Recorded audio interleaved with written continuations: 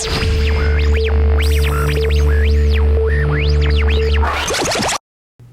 what's going on guys? Tony here, CCxRC, and in this video I'm going to show you how to put these axle tubes inside of your SMT10 in the AR60 axles to help strengthen them for big time bashing with this platform, especially when you get the bigger tires on. This becomes a necessity. So there's a couple things you're going to need. You're going to need wrenches to get the wheels off, and you're going to need a couple of Allen wrenches to be able to take parts of the axle apart in order to get in there and do it. So I'm going to go ahead and we're going to start with one of the with the front axle. We're going to take off the tires because that's going to be necessary, and there's a couple other pieces that we're going to have to disassemble as well. So we're just going to get to it here, guys. Let me get my CCxRC mat. Repairs are always easier when done on a CCxRC mat. You heard it here. They really are. I waited a long time to get them, and I should not have. It's an amazing thing to be able to work on. So we're going to take these off. I go ahead and take the body off as well, so if I do end up flipping it over, I'm not crushing the body. So we'll just put it all off to the side. Take off the wheels. It's our first step. We will need a grinder at some point, or a Dremel that has a grindstone to be able to grind down a little nub on the axles, because that's not going to slide through these tubes. That is not the case, however, with these front axles, which is weird. So it's only with the rear ones that you have that problem. So basically now we just have to get the axle pieces out, and the way that we're going to do that is we're going to remove these knuckles off the ends. So basically we're just going to slide these off like so, on both sides. So it all comes off. I am going to go ahead and remove this like so. And I'm just going to go ahead and just kind of put it back in place just so I don't lose it. We're going to set these off to the side. But for the most part you can get these out, except that they hang up here. So we're going to have to also remove these guys right here, which are 2.5 millimeter. So we're going to have to remove our trailing arms because the axles actually hang up on these pieces. Alright, so once you pull these, you should now be able to pull out your axle. Now the question is, I've had some of these where I don't have to do any adjustments to the front axle. So we're going to see if that's the case here. Will this or will this not slide through here? And it does slide through there. So we do not have to grind down the front ones. The back ones have more of a lip on them. So now the thing to notice here is that it's grooved. And so this groove is where those two screws to the trailing arm go through. And then also there's two holes here which are going to line up with the axle piece here, where the knuckle goes on. So we're just going to slide this in like so and lining it up. Just going to kind of push it in place. So that one's already installed. So go ahead and just push this back in like so. We're going to have to twist this to find where it meets. There it is. And so now I can actually reassemble this trailing arm, or they call it trailing arms with the other ones. I guess it's a lower link. So we're not going to tighten it all the way down until we get both of them lined up. Give it the ability to find the hole. Again, if you're using a drill like this, don't over tighten. So now we're going to do the other side. So the front ones are actually quite easy. The back ones are quite easy as well. They just require, in fact I only needed to remove one, but I do have to remove them both in order to put the bar through. So same idea with the longer side. Just making sure that you put the right side of it down. That's going to line up with, so actually the long section here is what goes in on this side. Just want to make sure that you kind of look at it on the outside and see where things are going to line up. And that looks perfect. So I'm going to go ahead and slide this into place. It's actually from the top here. It's going down into the axle and it's blocking the tube. That was it. It was the top one. Alright, so we're just going to make sure it is threaded here as well on the top, so that should line up if everything else is lined up. So I'm going to go ahead and screw this top one back in. So next thing I'm going to do is I'm going to stick the axle back in, which I didn't test fit, but it does fit just fine. I'm going to spin it until it will go into the diff. Everything is golden, and now we can start to reassemble, starting with our lower links. But yeah, it's not something to be afraid of. Very simple. Put some weight down low, which is also nice. Help keep it planted. It's the rear ones that are a little bit more work because you do have to go ahead and grind them, which we'll show you as well right after this. Everything's kind of back together. Now we can go ahead and assemble these again, making sure that everything lines up here. And with these, the way that they're turned is so that it's all the way to the front is where the screw is going to go. So what I'm talking about is right here. There's the hole where the screw goes. You can see this is slotted, and so you want that hole to be right there at the front. At least I do. It's for how I want my steering to work. We can go ahead and put these little screws back into place. Just go back to a 2mm. There we go. Get everything on the top side in order, and then we'll work on the bottom. Just that's how I like to work things when I can, unless there's a reason I shouldn't. None of this is really, really hard work. I don't think anything on this vehicle is hard work. It's all pretty much right out in the open for you. All right, so make sure that we get the tread pattern going the right way. We'll put the wheels back on.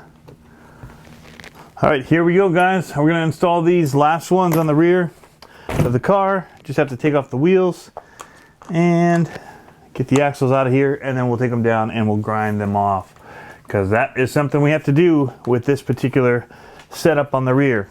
So while we've got the 2mm on here, we're gonna go ahead, start working on removing our axles.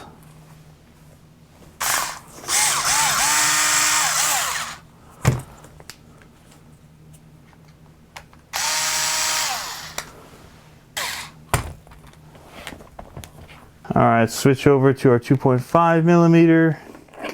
Go ahead and just remove the trailing arm. We're gonna take this one all the way apart on both sides because we're gonna have to go grind. Yeah. All right, so you could take off the hex on the end here and remove this plastic piece, but I don't think. You can see these ones don't fit through. I'm not going to go ahead and do that. We're just going to be careful and not hit that on the grinder wheel when we go down there. It's just one more thing to have to remove, and I don't think we need to in order to take care of this project. So especially on this one, it's just one more set of screws and steps to do. So we're just going to go ahead and pull these. So we're just going to go ahead and pull off both these axles, and we're going to try and work it with it on there. All right, we're going to do it. Which means I got to use now thread locker. It's all right. So we're going to take off the plastic pieces because we're hanging up on this one coming out. All right, and so we're just going to go ahead and pull this guy out of here now, and we're just going to go ahead and grind off the little bit on the edge here.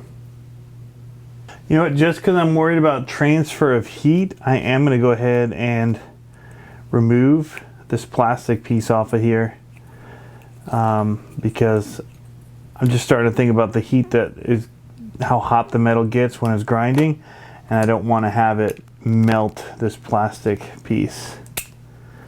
So we're going to go ahead and remove the hex off of here and remove this plastic piece, and we'll just go grind these two pieces right here.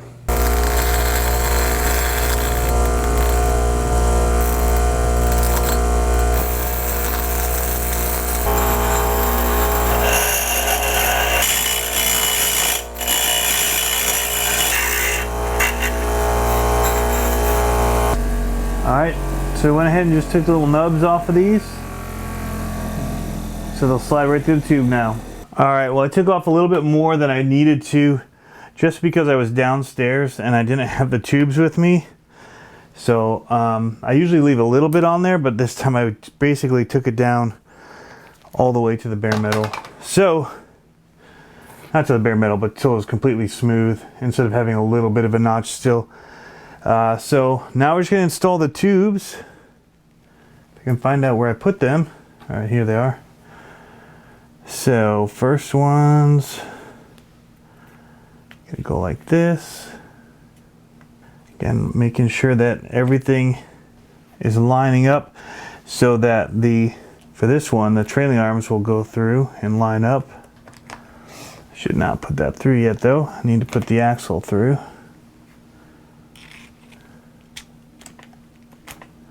Alright, that's in. Now we can go ahead and put this over. I've done that before and I've made that mistake, and then the axle won't slide through. Once you have both of these in, it can be hard to get the axle in.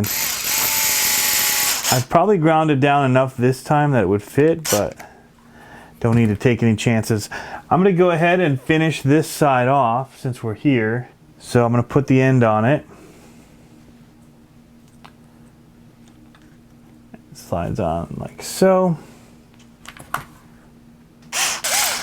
Alright, so now I do have to go ahead and put the hexes back on, the wheel hex. I have a little pin here, which I can't pick up. Fingers won't get it off the magnet. I'm going to slide it.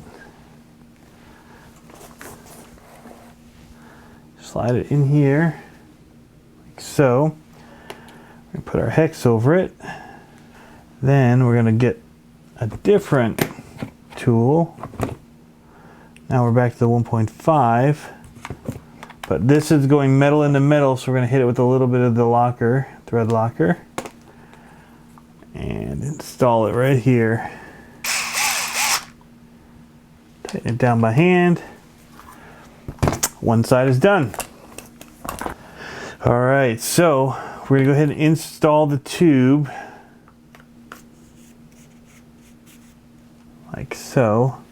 Use this to push the tube in the rest of the way. There it is, perfect.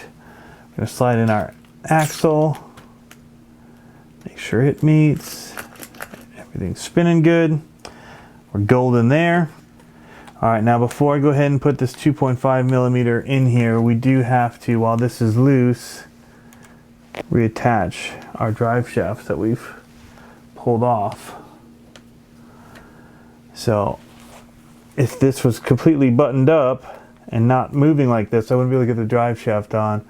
But because it's flexible still, while the lower link isn't attached, I can put that back in. Alright. Good to go there. Everything's in, so now we're moving on to putting our lower link back on. But this job, as you can see, is not that hard, especially for the strength and the durability that it's going to add to the car. It's totally worth doing.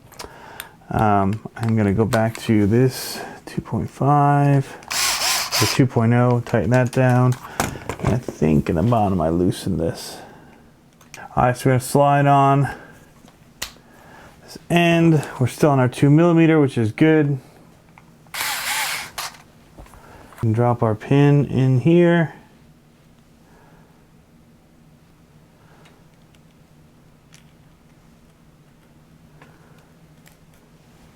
Add that guy. Go back to our 1.5 because this hex is going to need some thread locker. But I've already put it back in, so I'm going to have to back it out. Probably just hit with the dab right here. I'll just soak up the excess.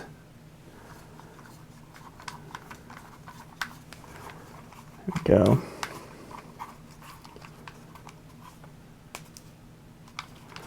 Tighten by hand. And that is how we strengthen the truck. The simple way, I think for the set of these was like $16 shipped off of eBay. I'll try and find a link that I can share with you guys. I'll also link up the beef tubes versions as well. Like I said, I do have those. Those are made here in the USA, made with good materials. This is just kind of a last minute. These were announced and I just kind of ordered some stuff while I was out of town and trying to do this build kind of on the cheap. Keep this as trying to keep it under $400 truck when I'm done with the parts on it. So we've put in now $15. We're going to go ahead and eventually switch to the Duratrax tires, which I already have. I can show them to you.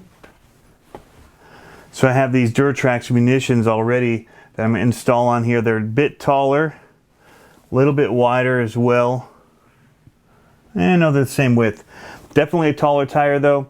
It'll look a little bit more scale on this truck. But I'm going to install those and I'm going to count that cost against this because I don't remember what the cost was. I'll have to look it up. But again, I'm trying to keep this truck in around $400, at least for this first little bit. See what we can do with it for that amount of money. But look at how cool that looks. So it's a little bit bigger tire.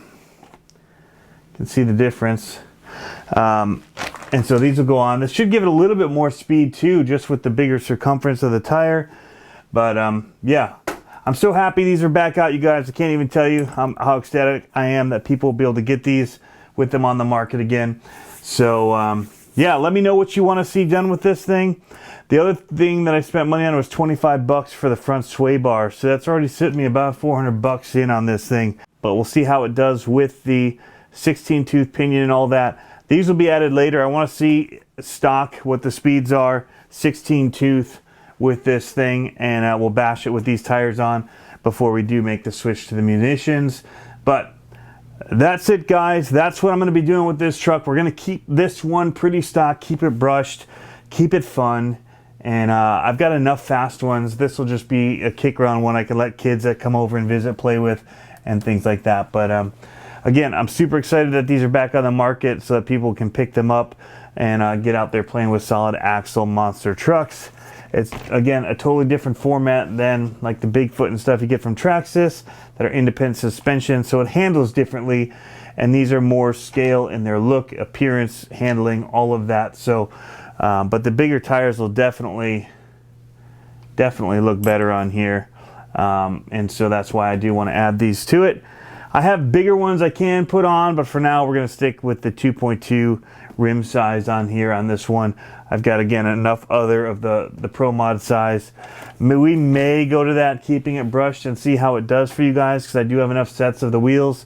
But for now, we're going to do 2.2s. Anyway, thanks for tuning in. As always, guys, hope you found this helpful, and we'll catch you next time. Have fun RCing.